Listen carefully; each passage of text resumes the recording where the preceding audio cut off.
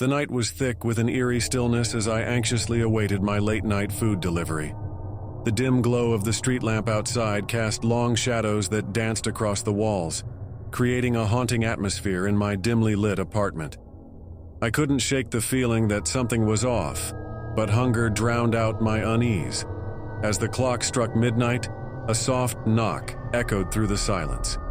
I hesitated for a moment, the air thick with anticipation, before cautiously opening the door. A hooded figure stood on my doorstep, their face obscured by shadows.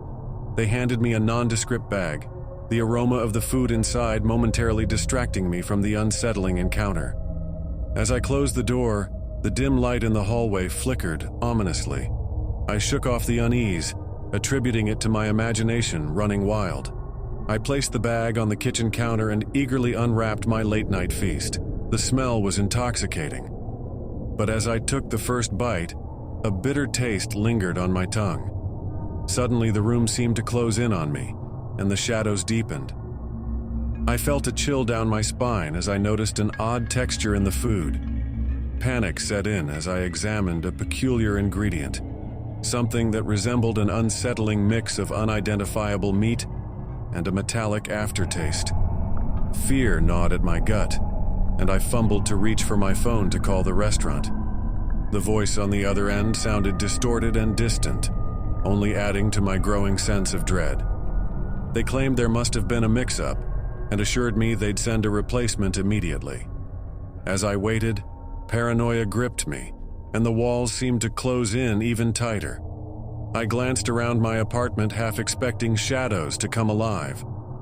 The replacement food arrived promptly, but a nagging suspicion lingered.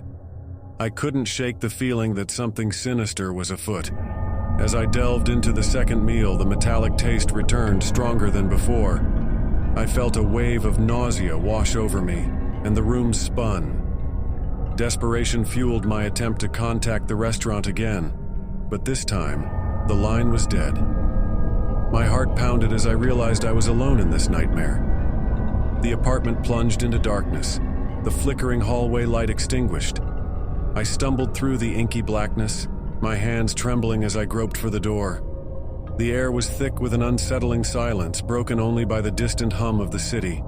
Just as I reached the door, a soft whisper echoed through the darkness, sending numbing shivers down my spine. "You can't escape," it hissed, its insidious tone wrapping around me like a suffocating cloak. Panic clawed at my chest as I fumbled for the doorknob, my fingers trembling.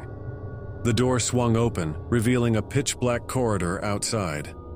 Hesitant, I stepped into the void, my senses on high alert. Whispers surrounded me, growing louder with each step, taunting and tormenting. Shadows morphed into grotesque figures, dancing on the periphery of my vision. I stumbled forward, my mind a whirlwind of fear and confusion. A dim light flickered at the end of the corridor, drawing me towards an ominous silhouette. As I approached, the figure slowly turned to reveal a twisted, malevolent grin. "You consumed the forbidden feast," it whispered, the voice resonating through my very being. Dread coiled in my stomach as the figure extended a skeletal hand, beckoning me into the abyss. The walls closed in, the whispers intensified, and I succumbed to the encroaching darkness. I awoke in a cold sweat, my heart racing. The clock read midnight, and the apartment was bathed in an unsettling silence.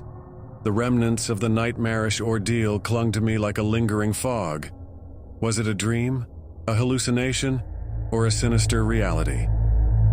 The memory of that fateful night haunts me, a spectral presence that lingers in the corners of my mind. The shadows play tricks on my perception, and the taste of that forbidden meal remains etched in my memory. I dare not order food at night, for fear of what horrors may be delivered to my doorstep once again.